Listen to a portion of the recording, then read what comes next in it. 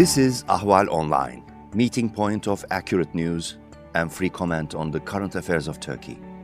Welcome to our podcast series.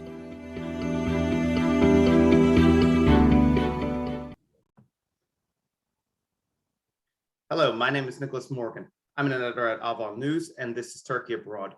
Joining me today is Nayanima Basu. She is the diplomacy editor at ThePrint in New Delhi. Nayanima, thank you for joining Turkey Abroad today.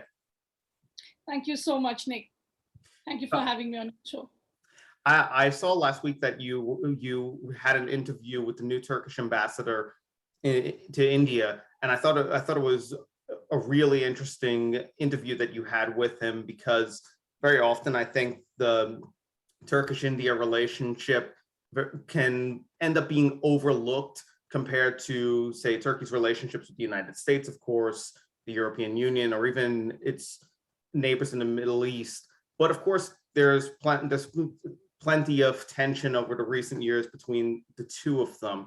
And the first question I really want to ask revolves around something that Ambassador Farhat Sunal said in your interview with him, and that was that Turkey and India do not, in fact, need a reset in their relationship. So what I want to ask you is, what is the importance behind this message of choice to kick off his tenure in New Delhi? Mm-hmm. Well, thank you for reading that interview. Firstly, Nick, the thing is that, India and Turkey, essentially and historically, since the independence of India in 1947, both countries really have and enjoyed a very good relationship, which is not just in terms of economics and more of trade and commerce, but also in terms of strategic importance, right? Which I would say over the years have really increased with the kind of changing geopolitical landscape that we are seeing happening within this region, South Asia, Southeast Asia, Central Asia, you know what I mean. So that has always been how the things have always been. In fact, our first Prime Minister of India, Jawaharlal Nehru, he had visited Turkey in 1960, right? That was the first prime ministerial visit that India had with Turkey. And then, of course, there were reciprocal visits. So, as I said, Turkey, with Turkey, India has enjoyed always a very good, rich relationship. But we've really seen some tensions coming in the last, I would say, 4 or 5 years. I would say even before that, when it came to the issue of Kashmir, Pakistan, issues that are sentimental to India, issues that are of strategic importance to India, right? So, we've seen that, yes, while Turkey is a friend and India considers Turkey as a friend, when it comes to Kashmir, it has always been a difficult balancing position that India had to take. And I'm sure that's the case with Turkey as well. Of late, recently we've seen that happening with the abrogation of Article 370. In fact, that has happened in 2019, in which we've seen that how the kind of bonhomie, the relationship that we saw was developing between President Erdogan and Prime Minister Narendra Modi, that sort of took a back seat. Prime Minister Modi was supposed to make a reciprocal visit to President Erdogan's visit in 2017 to India. And in 2019, Prime Minister Modi was supposed to visit Turkey. That really never took place. And we were told that, this has also got to do with the tensions that were going on at that time. For India in 2019, if you are aware, the Pulwama attack took place, and India blamed it on Pakistan-based terrorist group Jaish-e-Mohammed. And then, subsequently, we heard what President Erdogan said at the UN, some very strong words coming in at that point of time, which I'm sure, is what the ambassador now is alluding towards, is that within friends, and within partners, really, in geopolitics, you don't have to agree on each and every issue. There can be point of differences, but that does not mean that the relationship has, completely ended. He is true enough manner of speaking, because yes, we've seen our External Affairs Minister, Dr. Jaishankar, meeting with his Turkish counterpart, and both of them talking about, quote unquote, improving the relationship. So yes, that effort is there on both sides. I believe later this year, there will be some high-level visits happening, and maybe that will set the ball rolling. Mm-hmm. And we saw in the interview that he was talking about the capacity to look at new horizons, and to put this focus around developing trade and investment. And even if Turkey is close with Pakistan, Turkish trade with India is still quite a bit larger than it is even with Pakistan today. And one of the things that have made me think about actually was the fact that Turkey, in a lot of its other relationships, like say with the United States, they've used this argument that we are friends and we can have disagreements, but it's how we compartmentalize them. And like in the case of the US, many analysts say that it kind of ignores a lot of the structural issues in that relationship that presage, frankly, even the Erdogan era in Turkey. And it's stretched back maybe even to the founding of the Turkish-US partnership in the 1950s. And this has also been a track that Turkey's pursued with other countries too, like France or even Russia, where they've managed to where they have deep differences, but they say that, you know, we can keep them separated from over cooperation. Would you say it's a similar kind of situation between Turkey and India, where it's structured, there are these similar structural disagreements that hobble the relationships, or do you think that it's something else? How would you describe it?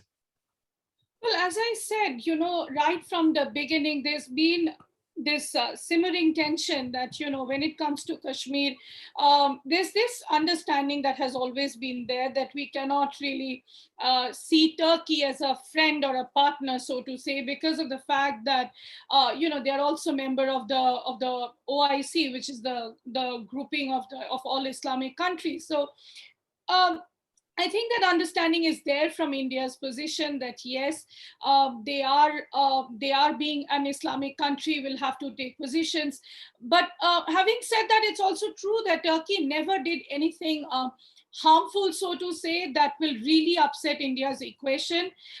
We've seen that yes, when the OIC comes up with its resolution on Kashmir, that has really upset India, and India has given several retaliatory statements, but it has never singled out Turkey or any other country for that matter. And that goes that's true also for the Gulf countries, right? So with Turkey, the relationship has mostly been on platforms like business, like trade. If you remember, when President Erdogan was here, there was a trade target that was set up for about $10 billion, and both sides were really working towards that. In fact, some 10 years back, about a decade back, there was this understanding that probably India and Turkey can have a nice bilateral free trade agreement, right? So we understand, India understands very well that Turkey has this huge business and economic potential, which Indian investors can really, make benefit from. Same goes for Turkey as well. They are also looking at certain sectors to be invested here.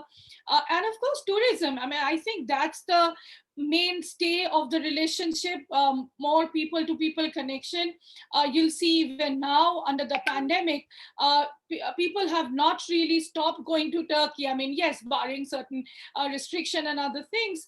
Every time anything happens in Turkey, within the normal, common Indian perspective, the thing is, oh, this is happening right in our neighborhood. So, there's this always confusion comes up if Turkey is also your neighbor. So that's how these two countries have been close. Yes, as I said again, in 2019, there was this kind of things coming up at that point of time. Malaysian leader at that point of time was also giving some very strong statements. Now, remember, that was a very difficult time for India as well, because it took a decision after so many years of more than 70 years of independence, where they took a certain decision of a very sensitive nature.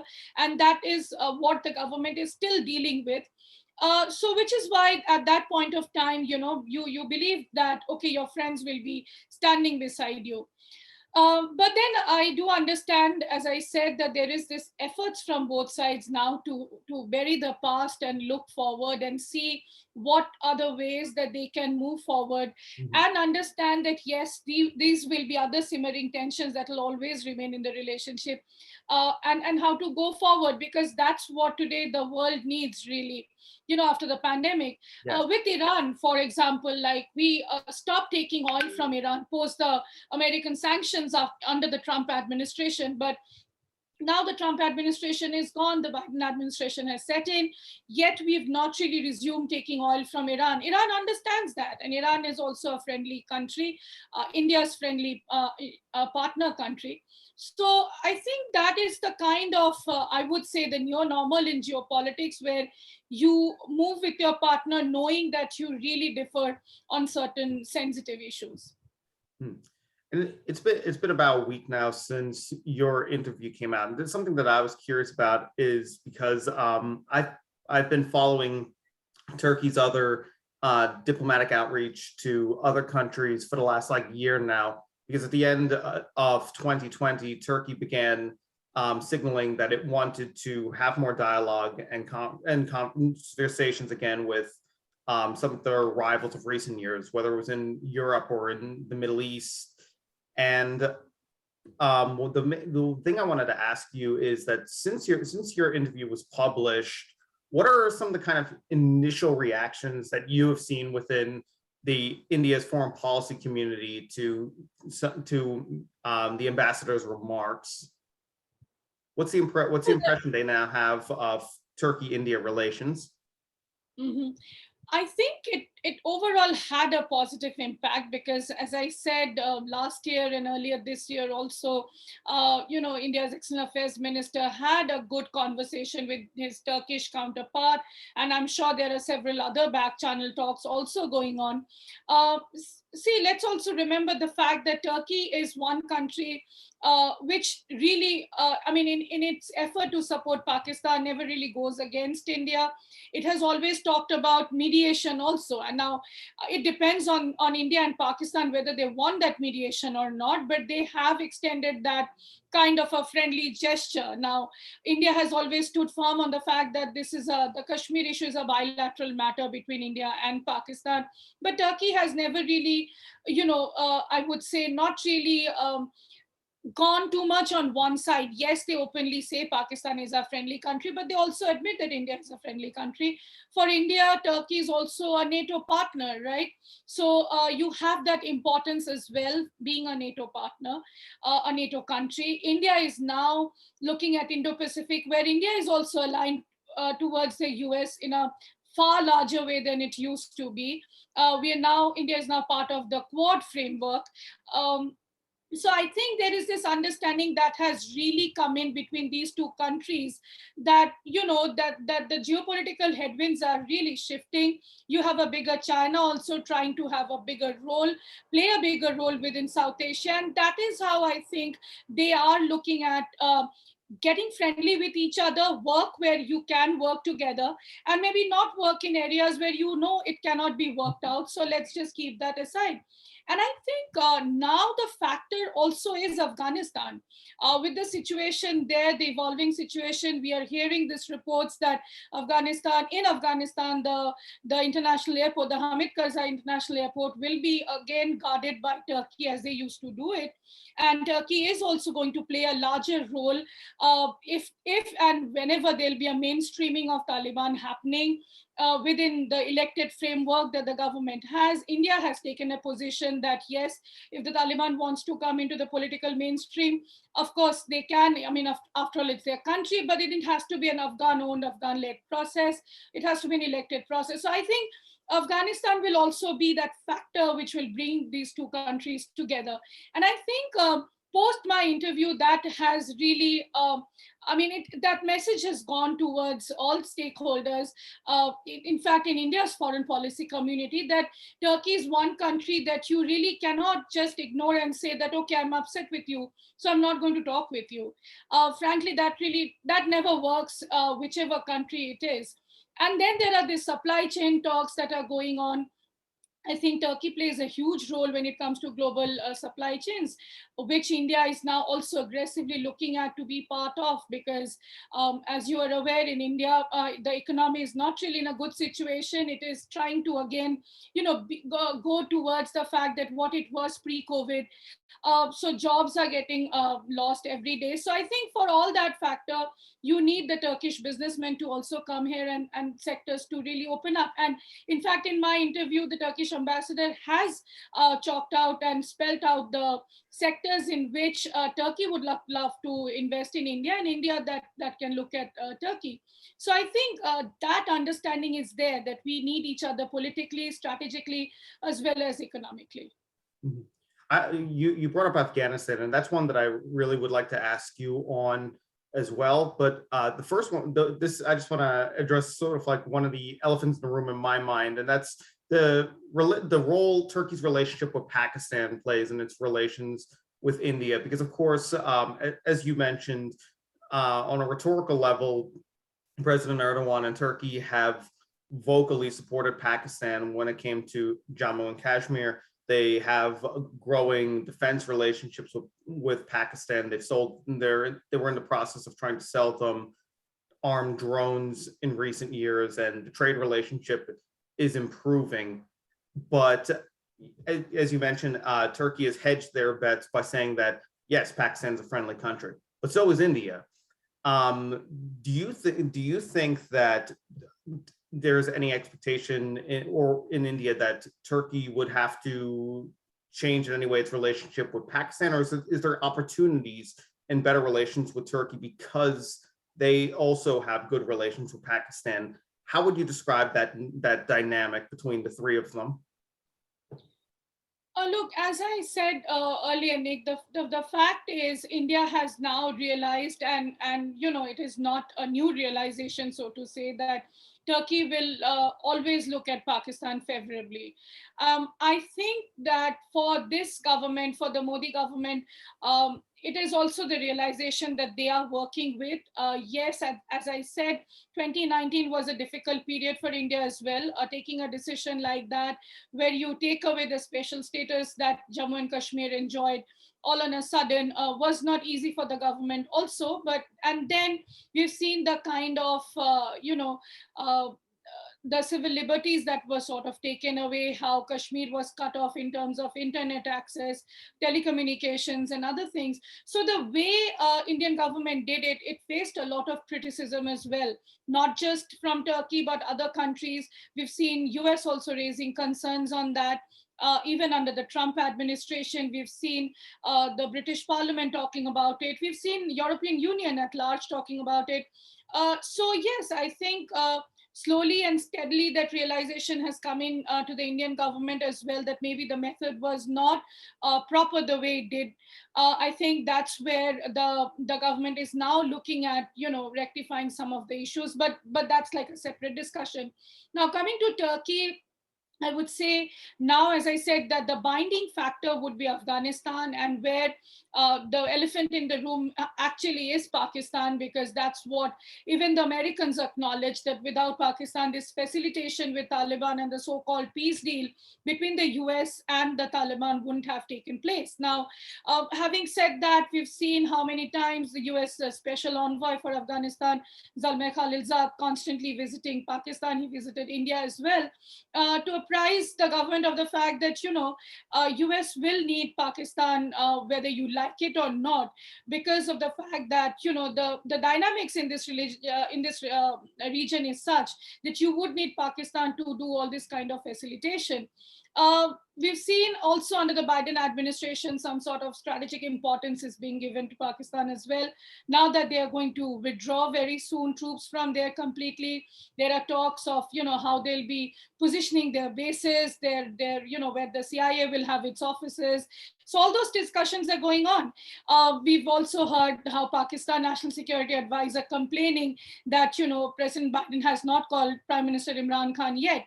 So, all these things also have a bearing, a larger impact on India-Turkey relationship.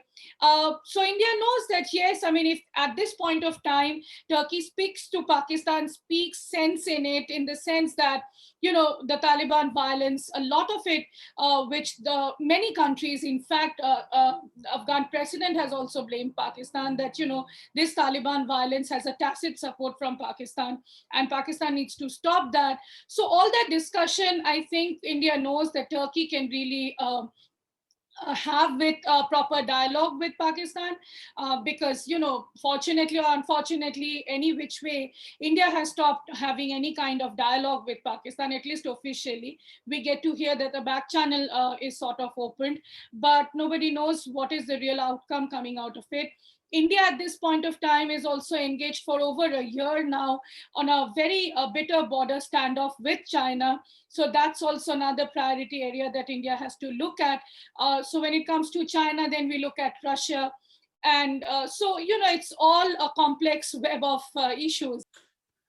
The last question I want to bring up with you is what you said is the other elephant in the room, and that is Afghanistan. Because from what we know about Turkey's mission to secure Kabul's international airport, is that it's fairly limited in scope. They're going to protect the airport. They're going to do it with American support. And President Erdogan himself has said that they want to have the opportunity to talk to the Taliban still, that it should be, in fact, easier for them to do so in his view than it was for the US to continue talking to the Taliban.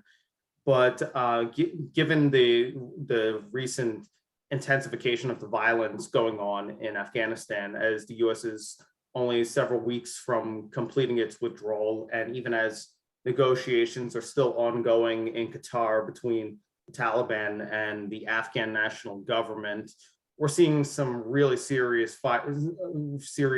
flare-ups between the two of them. And the Afghan government's now even talking about launching a counteroffensive in some areas against the Taliban. And of course, just earlier this week, we saw the Taliban was something of a demonstration by hitting Kabul right in the middle of the fortified green zone, as if to send a message as well, according to their spokesperson. But given the sort of like limited scope of Turkey's Afghanistan mission, how do you think India is viewing Turkey trying to remain behind Afghanistan? Do they recognize that it's limited in scope, but it's welcome? Or do they see them as another player trying to build some influence inside the country? Like, they always talk about Russia looking to build some influence in Afghanistan. They've spoken with the Taliban, China likewise, Iran and Pakistan as well. What is India's views on this post-US withdrawal Afghanistan and the role Turkey plays in it? Well, I think, as I said, that India realizes the role that Turkey wants to play and has played for all this last 20 years that the war was on there. And as the Turkish ambassador has told me in the interview, that they were never really in a combatant role, but it has really given that security, that support, that kind of, the guard, the protection that is needed. So I think India is well aware about that. India is not upset with it. In fact, India wants more of regional players, the regional stakeholders, to have a larger say in Afghanistan now that US will be going out. Well, I would not really know whether the US is actually withdrawing, because we get to hear, and the US Secretary of State Antony Blinken, he was just here in a few days back in Delhi, where he said that in as many words that the US is not really going away from Afghanistan, it's just withdrawing its troops. So how do you think India views Turkey's decision to get more involved in Afghanistan in the post-US withdrawal situation? So, as I said, that India realizes the role that Turkey has played all this while in this last 20 years that the war is on there, and the fact that Turkey was there present with the fact that it is a NATO partner. But as the Turkish ambassador has told me in an interview, in this interview, which we are discussing, is that they were never really in that combatant role, but then they gave the security, the protection that is needed, and that was what the Afghan government also sort of, wanted from Turkey. So I think Turkey is quite keen enough to play that role, to give that kind of security and protection. And as I said, that US is, yes, going away, that's for sure. India really welcomes the fact that Turkey will be playing a larger role there. In fact, India has also accepted the fact that China will also be playing a role out there. Russia wants a role in Afghanistan. So, but it really remains to be seen what Afghanistan itself wants, right? There are these talks of transition government going on. There are these talks of going on that Kabul might collapse. So all these kind of things are going on. Having said that, it is also true that the Afghan forces are also fighting the Taliban in a major way. US Secretary of State Antony Blinken was here in Delhi a few days back, where he very clearly stated that the US might be withdrawing all its troops from Afghanistan, but it will continue to remain engaged diplomatically and militarily. We've also seen how America has been giving air support to Afghan government forces to fight the Taliban. So it seems that they are going to be there, and remain engaged. It's not, I think the Biden administration also invited some amount of criticism with the fact that, you are leaving everything just like that in a messed up situation, leaving Afghanistan in a very poor state. But I think that's really not the case.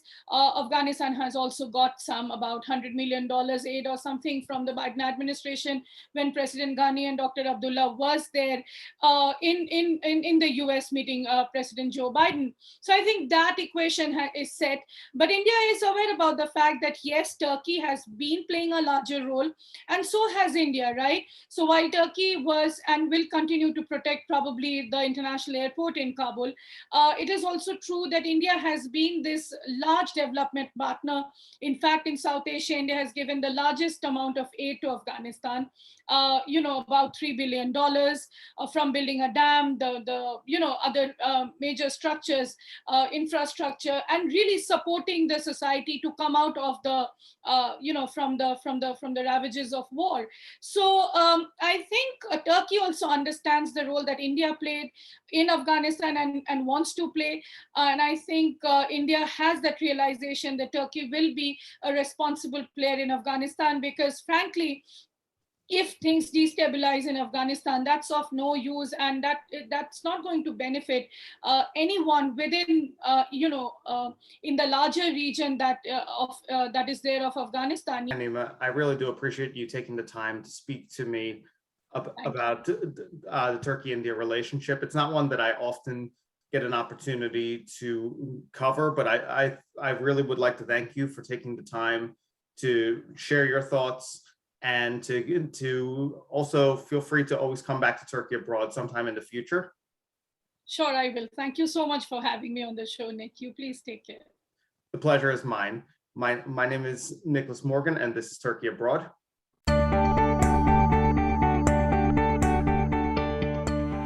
You can follow Ahval News Online podcast series through Apple Podcasts, Spotify, YouTube, Google Podcasts, SoundCloud, and Spreaker. All you need to know about Turkey is here, for your ears, mind, and attention. Thank you for listening to our podcast.